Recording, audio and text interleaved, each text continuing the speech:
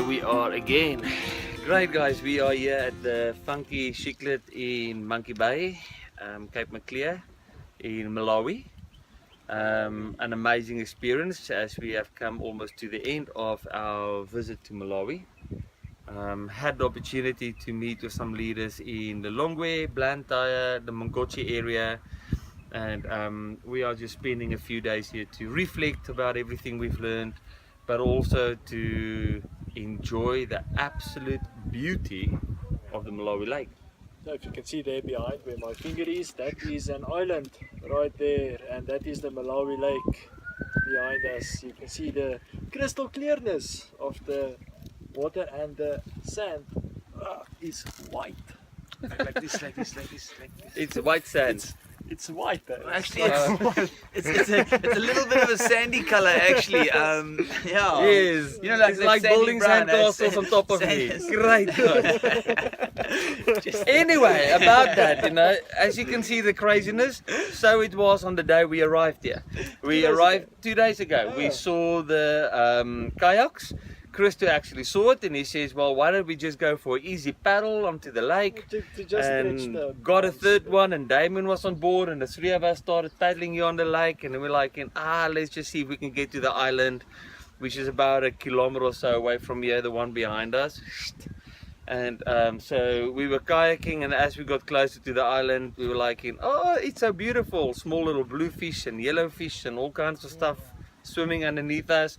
And so we went around the corner, and as we got to the next corner, we realized that we're in an interview. Sorry, man, that's just locals coming in and out of our discussions.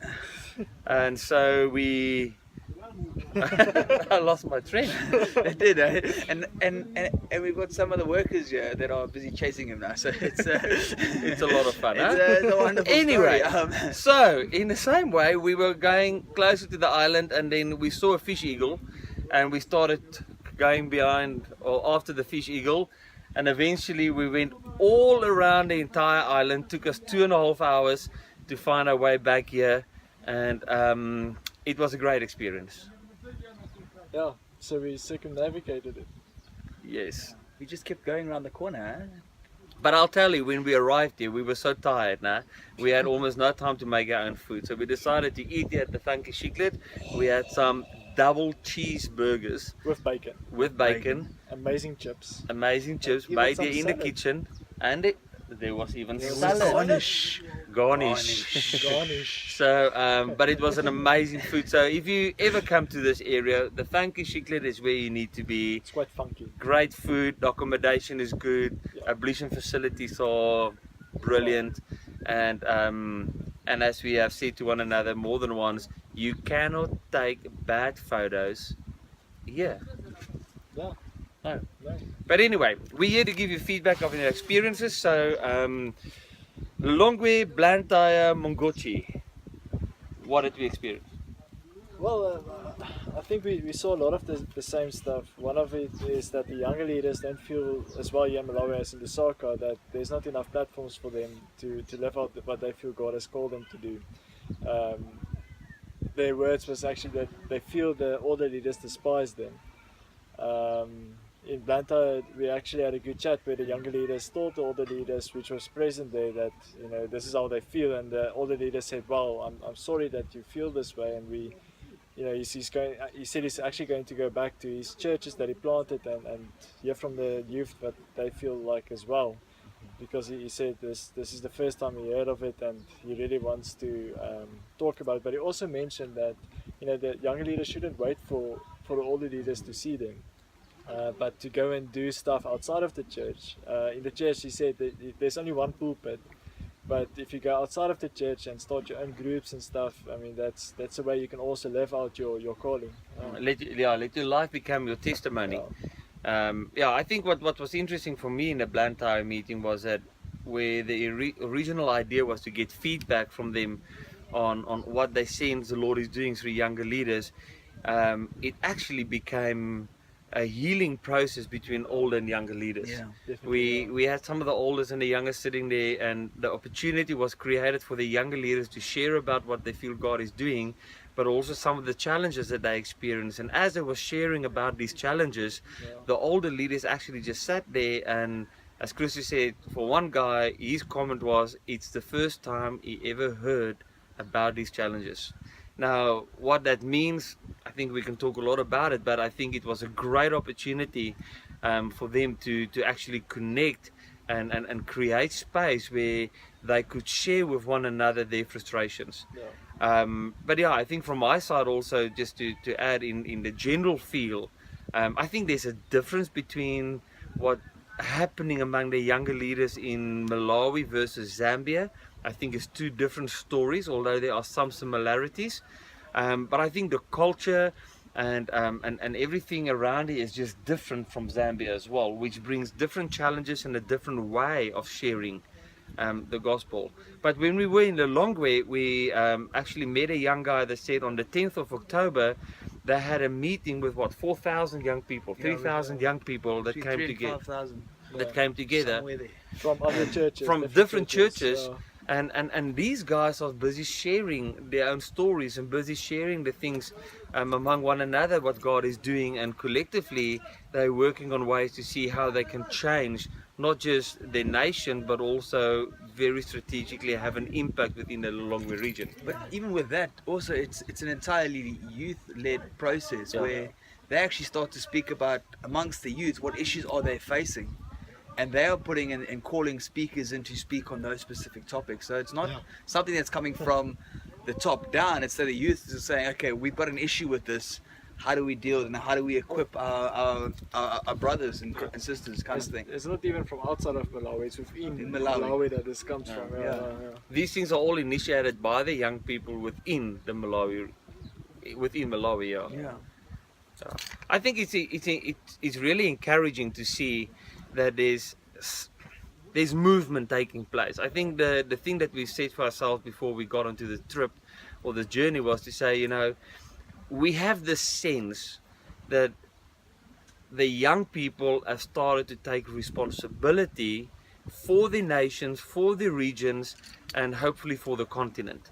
And I think as far as we've traveled, as far as we've gone to the different places, we started to see evidence of it. When we met just a few days ago with the guys at Mongochi and the Mongochi region next to the Malawi Lake, I think one of the challenges that they brought forward, which for me was very interesting, but based on the culture of the people, was that when they do go out and plant a church, the aspect of a physical, tangible building is essential.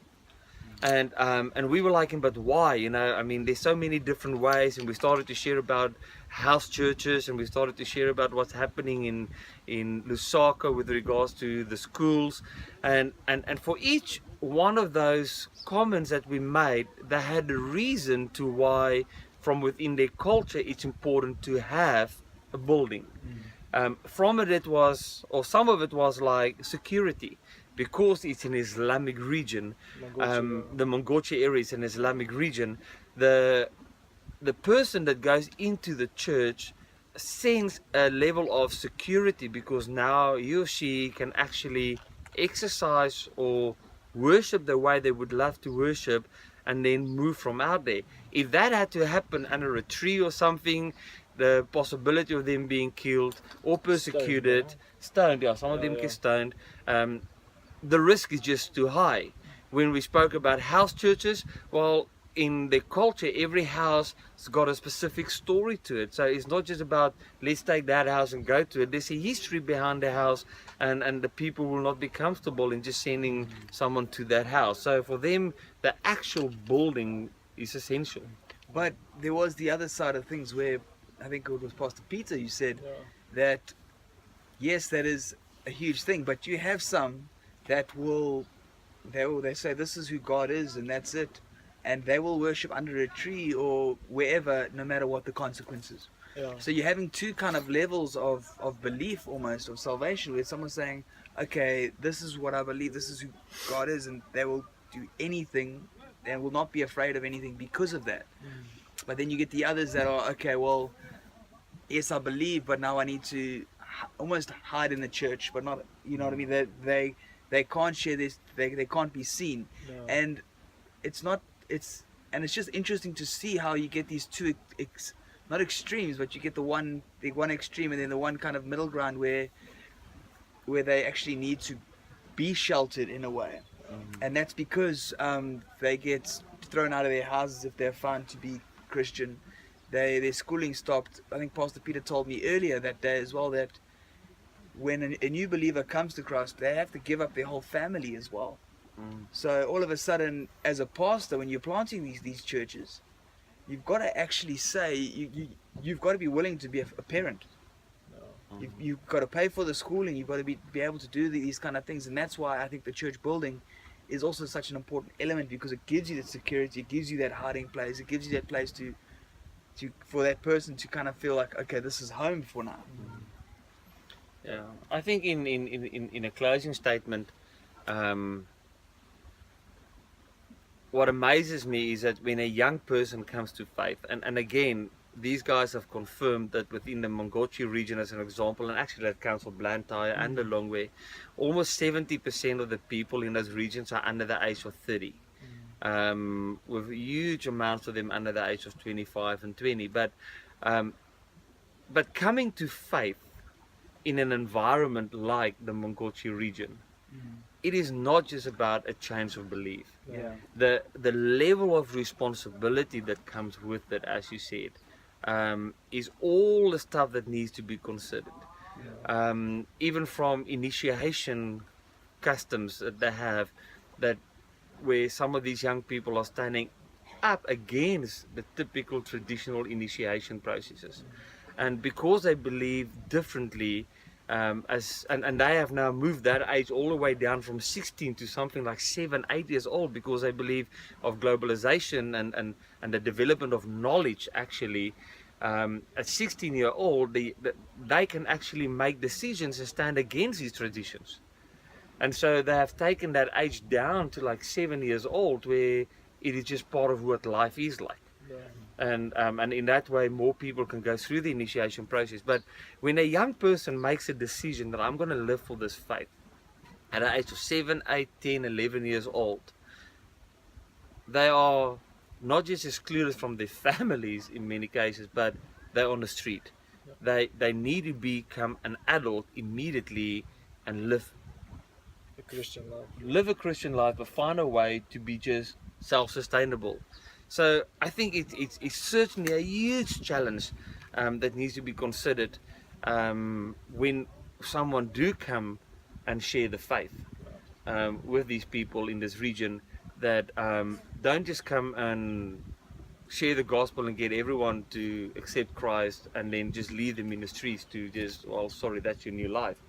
I think it's the whole gospel to the whole church, to the whole world. Definitely. Closing comments. Well, I'll close with a story. In June, Damien and them brought a team here after the MIA conference, and one of the guys, I think he spoke on missions level, and after that, the youth of the church actually came to the pastor and said, no, they feel they have to go on missions. And I think it was a group of 30 people, the one pastor said. And now that they are now raising their own funds from the churches in the area, now they're going across the lake to go and plant churches in the Yao tribes, which is a big Muslim area on the eastern side of the lake. Yeah, that's northern Mozambique. Northern Mozambique, yeah. So there's great stories that's happening here of youth that's going out and planting churches as well. That is it's an amazing story, but there's also the element, there's a hunger to express their faith here. And that's what we're finding with the youth. We're finding that they want to be able to express their faith, and that's why they're fighting for pulpits. They're fighting to plant churches. They're going out despite what whether a leader is supportive or not. And across Southern Africa, there's an expression of this is my relationship with God, and this is what I feel God's calling me to do. And they will not let anything stand in their way to be able to express that. And I think that is a trend that is definitely, it's very, very strong in Southern Africa. There's very little apathy amongst the youth when it comes to that, and I think it's something to be admired, and it's something to be nurtured as well. And I think over the next few years, it's going to be interesting watching the story and how do they find the balance. Yeah. Because we've seen when I listen to some of the stories of the senior pastors, they were in this place before. So how do they find the balance and how do they work with the youth and helping them walk their own process? And I think that is going to be the interesting side of this, and to look back in 5 years time and 10 years time to see how has the church reformed and how have the youth and the senior pastors come together. And I think that is going to be an amazing, hopefully we can do this in a few years time and see what has changed. Yeah. Well, I think as you can hear, there's so much to share. I mean, again, we can keep talking for another 30-40 minutes, and but we're writing those down, we're putting on reports, and that will soon be available, and then just so much more interaction that can take place. I think the one thing that I maybe want to end on with is that, you know, when you look at some of these young people, it's almost like there's an understanding that if you want to be used by the Lord, you need to become a pastor. Yes. And it's how do we help to equip people to understand that the role of a pastor is just one of the ways the Lord can use you, but you can be used in multiple other ways. And I think, as you mentioned, the fight for the pulpit, everyone wants an opportunity because it's almost like only at the pulpit I can share. And that's what we spoke about in Blantyre also with the young people. They say, don't wait for the pulpit. Go into your regions and let your life become your testimony, and through that the opportunities will come. If your passion is to teach your friends, teach your neighbors, teach your people in your surrounding areas. Just do something. Let's move into action and get the message out.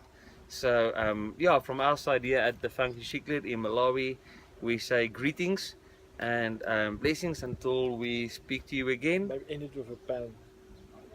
And let's see if we can do this. I'll just lift this up and show you what it looks like behind us. This is a terrible view, Ash. Oh my goodness. View. I think I might go grab that kayak right now, actually. Let me go do that. I'll see you guys in a moment.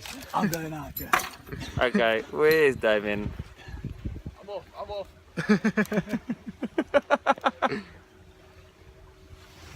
The people is going to see you fall down there.